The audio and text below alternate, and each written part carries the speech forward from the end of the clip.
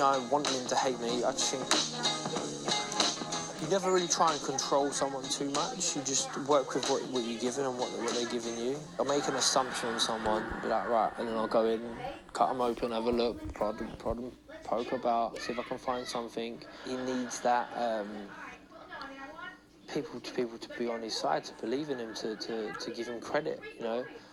And I wasn't there to pay him any sort of credit. Oh, you're starting to sound better. It's going to be so. This intensive the pitch in feeling your voice, Carl, so nice when I knock him out. He knows it's coming along. Like... Look at his glassy eyes. What? His glazed eyes, all worried. I'm going to knock you out. I'm not worried. You sound worried. You looked worried. Really, what I should have done was just go, yes, sir, no, sir, thank you. If he's going to say something that don't make quite sense, like, all right, we'll say that again. Repeat that. Shine a spotlight on it. He's going to cry. Adam, is he going to cry? He's Are you all right? What's happening? Don't go. Don't. Eddie's sitting here. He's sitting here, but he can't help you. You can ask for his reassurance now, but whether he storms the ring before the fight's over or not, he can't help you, Carl. I'm sorry. I want him to be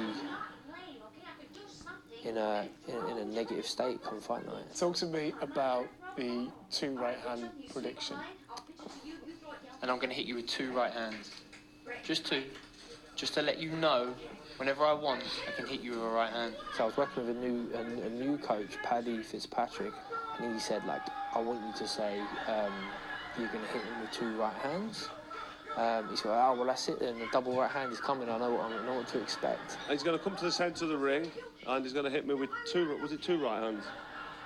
So the first one's not going to do any damage, so he's going to hit me with another one. I'm going to sit there and let him do that. So, you know, stupendous again from George Groves. But really, what I was kind of saying was that I'm only going to let the right hand go twice. You don't know when. It might be the start of the round, end of the round. We're going to hit you with it twice. And then basically I can hit you with the right hand whenever I want. You're in a world of trouble, and you're going to learn some respect. And you're some respect? What respect, Carl? Listen, define respect. You're getting annihilated on Saturday night. Everybody knows it. I know it, and you know it. I can tell by you know it. You can see by looking in your eyes, you know it. I know by looking at you, you know you're going to get flattened. Eddie's a good friend of mine. He's my promoter. He's straight to Eddie. Go straight to you, then. We never know about it. Saturday night, you get a chance to try and do something. Saturday night, you get a chance to do something about it. You never do anything about me. Maybe mentally he wasn't there. I mean, physically he's always there. He's that sort of fighter. He trains hard. He's always fit. You know, there's no way that he wouldn't be physically fit. But for someone like him, you have to work on them. You're never going to be able to get the shot unfit in that respect. But mentally, it can be done. And he nearly had it. He's not throwing the jab with confidence, French. He's struggling with the range and George Groves, timing perfect. The next 10 seconds, what did that feel like to you? I didn't think he was out. It's only watching it back I realised just how hard it went in, and he probably was gone and probably woke up as he hit the floor when the rounds come in. So I thought, right, get a couple more in and punch through the bell. So don't punch him after the bell, but punch so that he's had to work every second of this round. Watching it back, which I don't really do much of it, but I do kind of punch him numb, and loads of right hands on the chin, because I can't miss. I can't miss with the right hand on the chin. But what I should have done was varied the shots a little bit, kept him guessing. This is big stuff from George Groves. I think I've got that style that looks more tired than I actually am. You know, I can't breathe up my nose. I'm sort of have to open my mouth with a gum shield to sort of show in, just to get some breath in. I've got the pale skin, you know, so I'm starting to go a bit red. I've got the relaxed posture, which can be portrayed as maybe looking a bit tired, a bit slumped. I wasn't tired, or I was just knackered, but I wasn't too tired that I needed to be stopped. And lets his hands go. Howard Foster jumps in, which is bizarre, absolutely bizarre. So now I'm just walking around unsure of how to get these world titles that I think are mine. You know, I think I'm a world champion without the belts. It was tough. How long did it take you to kind of get over that defeat? probably about 4 years. What are you gonna beat Chudinov? If I'm true, I don't know. It was a real intense whirlwind period of my life, and bit of a blur. It was. Why did the rematch have to happen straight away? We had to capitalise on the first fight, and I had to capitalise on the public opinion. You know, as I say, I try not to care about it, but in a situation like this where I know it can be to my benefit, it can force Carl Froch's hand. If he might want to retire, he might be still chasing that Chavez fight or someone else, another fight. It's just what I had to do. You suffered your first defeat, but also Carl knows that you are a serious challenge to him. What was different when you kind of came together there? There was already loads of animosity and loads of to and throwing, and he came out bullish for the first press conference. Carl, he was still agitated, he was still angry, he was still ready to buy everything. All right, guys, thank you very much.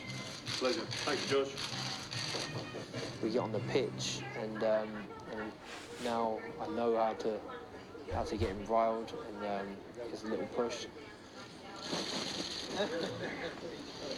It's a bit weird watching it back. It almost looks a bit set up, which is really disappointing, because there's a push and then there's a slight pause, and I'm sort of looking around. But I'm trying to own the whole situation. I just want to be the man. Eddie's sort of still trying to find his feet and understand me. So I'm like, you control this guy, and I'm just trying to control the room. Were you a bit shocked?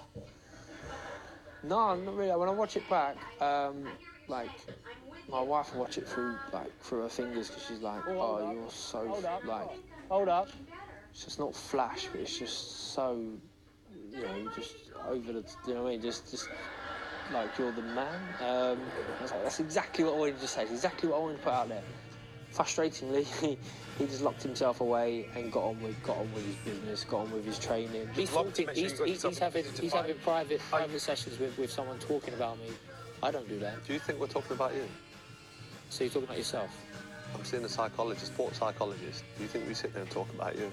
Oh, I don't know. I'm not there, am I? Don't flatter yourself. The one media appearance together where I know I didn't do well, I wasn't on point.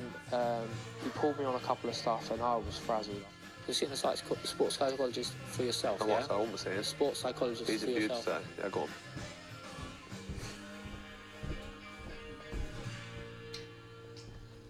I'll give him a meaty handshake. I've only got tiny little hands, but I'll make sure he knows I'm there. And I think he definitely interpreted it as a pull, so he gives me a good yank across the table. Because I'm half asleep, I was just like, boom, I'm totally gone. And I'm like, oh, this is going to look awful. We can all pull a bat a little bit. If you want to pull a bat, have a little pull and a push. We can all have a bit of a push and a pull. I still love it. I love that line. It's such a good line. Sometimes it just takes your friends or family to explain what they were thinking and what they were feeling at the time, to really resonate with you, the occasion, and just how pioneering maybe it was, and how exciting it was for people, how big a fight it was. That's probably the saddest part of boxing, is that I have no recollection of it, because you ring walking, and I want this to look good. I want it to look good. I want to look sensational. I want to be able to watch this back and go, wow.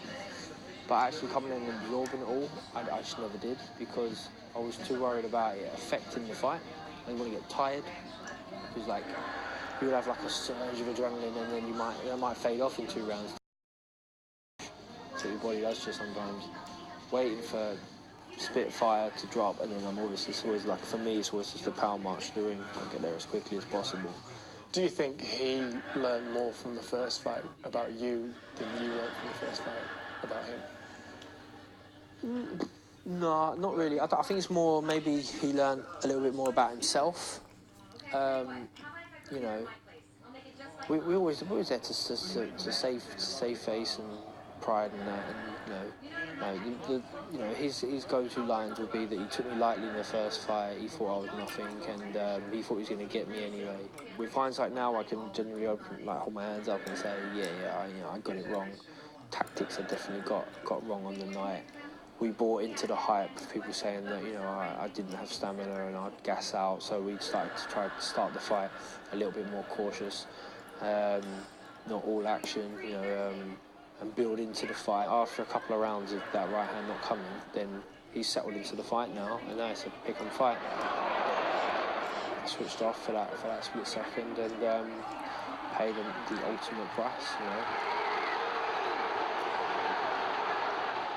I was devastated, obviously, to many ways, still are, but fair play to him, fair play to him. He hit that stage of his career to really knuckle down and to get it, and he got it.